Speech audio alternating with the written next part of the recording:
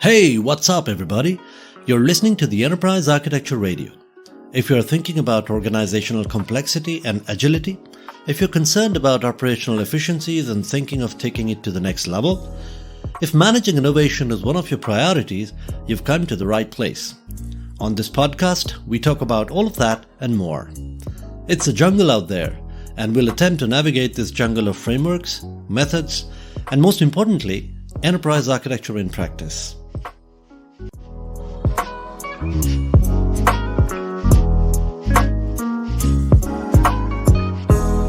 One thing that I've noticed when we are hiring enterprise architects, we focus too much on technical skills.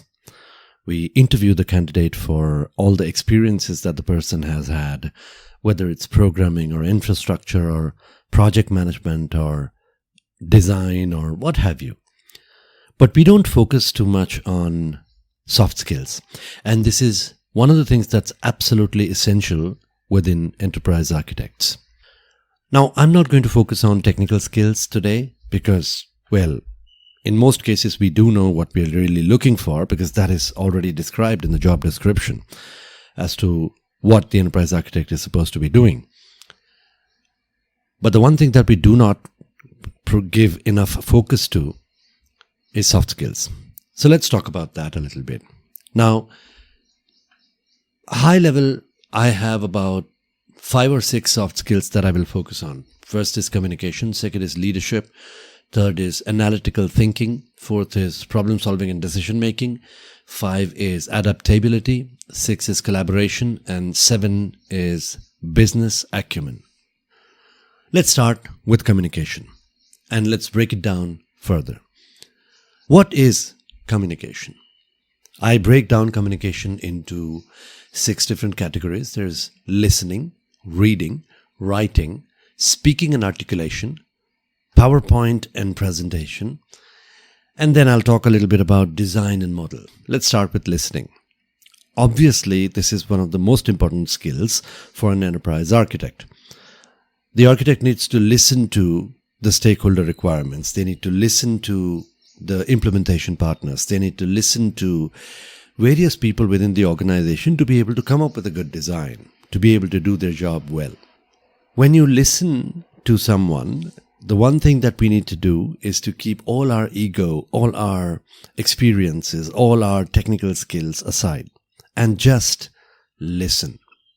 Blank your mind and listen to what the other person is saying. This is not only necessary from an enterprise architecture or IT professional or business professional point of view, but even as a human being, it's important that you listen. The next thing that comes is reading. Now, while reading a book is absolutely important for enterprise architects from a continuous learning standpoint, an enterprise architect constantly needs to keep upgrading their skills. And I'm not just talking about technical skills like artificial intelligence, machine learning, data analytics, etc., etc. I'm also talking about new paradigms, new mind shifts, new shifts in the way business is being done. All of that. Reading gives you an absolutely new perspective about things as they evolve. So there's that. But there's also something absolutely basic, such as being able to read an SOW line by line and being able to analyze the impact of each line within the SOW, what it would mean, and how you're going to be able to execute the contract once it's in motion. So reading is an important skill when it comes to communication. And then we have writing emails, writing contractual documents, writing so that you can articulate yourself. Now, immediately after writing, the next topic is speaking and articulation, and they are sort of mixed together. Writing and speaking are both related to articulation, whether it's a communication one-on-one or whether you're talking to leaders or whether you're talking to a large audience to help them understand what you're trying to do, or you're talking to delivery partners to help them understand what needs to be implemented. Being able to articulate yourself is an extremely powerful skill, and I see less and less of that lately. I mean, I've interviewed people with exceptional technical skills, and you can completely rely on them when it comes to doing their job. But after doing their job, being able to explain what they've done and why they have done it is an entirely different matter. And less importance is being given to articulation lately, is what I feel. And it's not just being able to explain what you've done. Most of the cases, enterprise architecture capabilities and enterprise architecture efforts fail because the leadership team is not able to understand the value that the enterprise architecture capability drives. And being able to articulate how you have driven value to the organization, how you've made an impact at the top line or the bottom line of the organization is absolutely essential for any architect. And then a little bit technical skills, PowerPoint and presentation. Now, this is something that is not taken seriously enough by architects. People think that there's a lot of joking around PowerPoints as well. We've studied enterprise architecture, we've studied engineering, we've done all these high-end education and 15, 18 years of experience and written software, built infrastructure, developed data centers, went through major transformations, and ultimately people say it boils down to a presentation. And it's right. Presentation is again all about articulation, being able to tell your stakeholders how all the work that you've done drives value to the organization, because unless you are able to articulate that properly, you would eventually lose your funding. And it's not just good-looking PowerPoint presentations or having amazing design skills. It is also understanding who your stakeholders are, who your audience is, and being able to design the PowerPoint presentation in such a way that it has information that is relevant to your audience and shown in a way that the person is able to consume that information and understand the value of it. Now, there are a number of trainings that are available on PowerPoint presentations, and I see that most of them focus on good design and making it good looking. And while aesthetics are a very important part of presentation, I feel that having simple PowerPoint presentations helps quite a lot. Making them too busy complicates things, does not represent what you are trying to say well. So now let's talk about one of the absolute core skills that is required by an architect, and that is design and modeling. Now, you must have heard the saying that all models are wrong, but some of them are useful. It's a very interesting quote. If you think about it, all the models are wrong, right? When you build a model, what we really do is we abstract information about the system. Let's assume that anything that we are trying to build is a system. A construction architect builds a house. The house is a system. An infrastructure architect builds infrastructure so that it can host applications. Let's assume that that infrastructure is a system. When you're building a model, when you're designing your system, what is it that you're really trying to do? You're really creating a cheap version of the system so that you can show your stakeholder that this is what we are building. Does it meet your requirements? Are you happy with what we are going to be building? Because the only model that is absolutely accurate from every single perspective is the system itself. When a construction architect builds a model, let's say it's a cardboard model of the house, what he's really doing is he's creating a cheap version of the house itself. Because if I build the house and after that if the stakeholder says that no, I don't like this house, I need one more room or one less room, or this room needs to be bigger, we will have to break the house down, and that is very, very expensive. So what we do is we build a cardboard model, we build a perspective diagram, we build a layout diagram and show the stakeholder that this is how the house is going to look like. It's a very, very cheap version that abstracts most of the details of the house, but only shows what the stakeholder is interested in to ensure that the system is going to meet the requirements. It's the same with enterprise architecture, it's the same with infrastructure architecture, it's the same with software design, everything, right? We build models to show the stakeholder a cheaper version of the actual thing so that they can confirm that the system that we are going to be building is going to meet their requirements before we start making the investments on the construction of the system. It is a communication skill if you really think about it. Modeling and design really is a communication skill where we are trying to communicate with the stakeholder that this is what we are going to be building. And being able to articulate that is something that's very, very important for architects.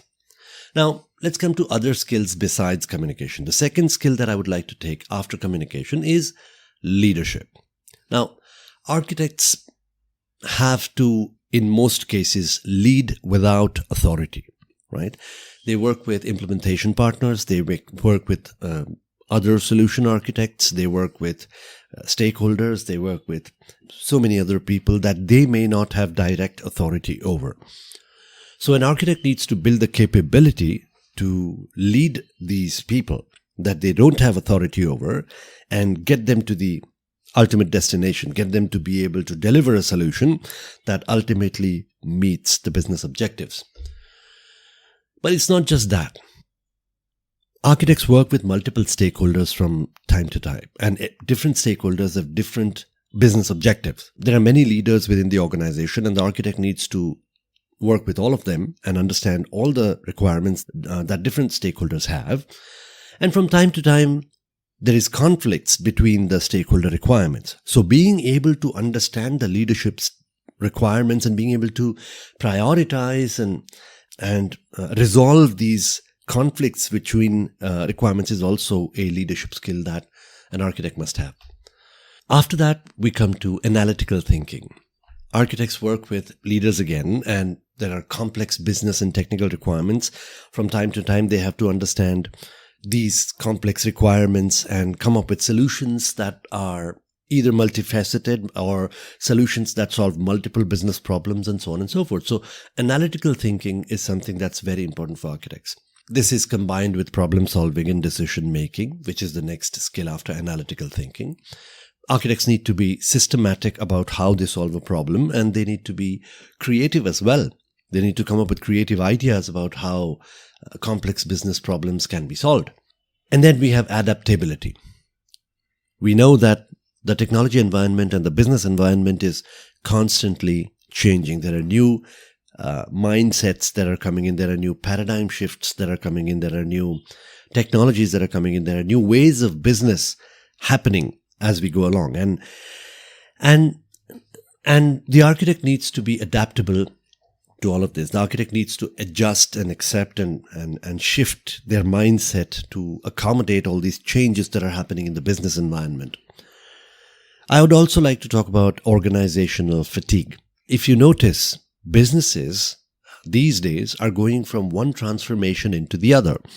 One transformation happens, a new CIO comes in, has a different idea about how the organization should be running in, and immediately launches another transformation. And it may not just be a new leader coming in, but it might be a paradigm shift in the business, for example, or a new concept coming in, or a new business requirement that comes in, or it could be a cost-cutting venture, or it could be a top-line venture, or what have you. But the organization goes from one transformation into another, each transformation running into a couple of years, and people generally get tired of going from one transformation into the other. So I want to talk about stamina, right? The stamina, the adaptability stamina of architects needs to be exceptionally high because they can't get tired. With a brief period of rest in between two transformations, they should be able to prepare themselves for the immediate next transformation that's coming along. The next one is collaboration. An enterprise architect cannot function without being able to collaborate with multiple stakeholders, multiple people, multiple teams, multiple organizations. They may have to collaborate with delivery partners. They may have to collaborate with regulatory bodies. They may have to collaborate with various teams within the organization to be able to deliver a holistic solution. And finally, business acumen, being able to understand the business objectives, possessing a deep understanding of the business goals, industry context, and operational processes. Business acumen allows you to align technical solutions with strategic objectives. How do we meet the objectives using technology? A classic example that I usually give is it's very difficult for a business stakeholder to come into the technology domain and ask for a technology solution. But it's easier for a technology specialist to go into the business, understand the business objectives, and provide a technology solution. So architects need to have that business acumen to be able to understand how technology can deliver a fantastic business solution, especially when it comes to identifying opportunities for innovation and of course articulating the value that that particular innovation can drive for the business. So those are the soft skills I think that architects should have to be successful. I'm sure you think that I've missed a few, or you have a different idea or opinion about it. Feel free to talk to me about it. That's all I have for you today, folks. I hope you enjoyed the show. More about organizational agility, innovation, and enterprise architecture in the practical world, in the business, right here on the show. But before I end the show, I want you to help me out with this one little thing. Pause the show and share this podcast via WhatsApp or text message with at least one person who might be interested in the show. It could be anyone, your colleague, your boss, someone in your team. That's all I ask. Just one share with one message via text or WhatsApp or any social media of your choice. And it would go a long way in supporting this podcast and growing this listener base. Also, please don't forget to follow the podcast. That way, you'll get notified when we publish a new episode. If you want to find out more about us, you can find us at enterprisearchitectureradio.com. If you have ideas, thoughts, disagreements, please feel free to write to me directly. We also have a Telegram group if you would like to contribute to the EA discussions or what have you. Just search for Enterprise Architecture Radio on Telegram. Or the URL to join the group is https://t.me/Enterprise Architecture Radio. While our contact details are there in the show notes, we are very easy to find. Just search for Enterprise Architecture Radio anywhere. Twitter, LinkedIn, Facebook, Instagram, YouTube, even Discord. Once again, I hope you had fun, and I'll see you in the next one.